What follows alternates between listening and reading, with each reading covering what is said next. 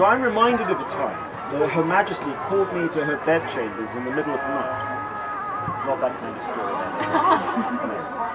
In fact, what she had said to me is, "Sir John, that nefarious King Philip, he is up to no good again. The world is not enough for him." I said, "Well, what can I do for Her Majesty?" And she said, "Take these diamonds, for they live forever, and take them to our spy upon the continent called the Contessa.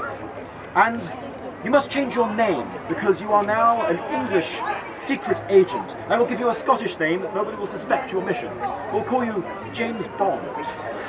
And so I left immediately at 7 minutes past midnight, aboard the Spanish carrack, the Casino Royale. It had just returned from Russia with Love. James Love, the famous physician of the Muscovy Company, with his idiot assistant, Tom Morrow. Tom Morrow had gained his name after leaping from next to the Moonraker's sail and ending his sky fall at the end of a harpoon buried deep into the maw of the Octopussy galore, shouting, "Tom Morrow will never die!"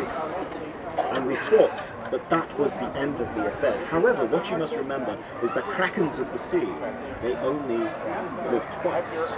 And so it sprang back into life, and it reached towards the good Dr. Love, who for some reason decided to approach the beast, perhaps to invite it to the Royal Society, and perhaps buy a dinner or something. And I said, "Doctor, no!" But it was too late. He was grasped deep within its horrible maw. At that moment in time, his physician, in a desperate attempt to rescue the beast, no, to rescue his friend, James Love, set fire to the gunpowder we had brought upon the deck to fight it off. And there was this tremendous thunderball that launched us off into space. And I decided at that moment in time to not panic, but to contemplate how my day had gone, really. And on the whole, I felt as if you only live once, and you should do the best that you can for the whole affair. And what do you know? Suddenly, we were saved, because I fell deep into the rich vatch of the Queen's Arms Public House in Calais. And as I gathered myself, having sprawled upon the floor and got up and dusted off my immaculate black and white attire, my other compatriot we had renamed, because his name basically means Johnny Goodtimes.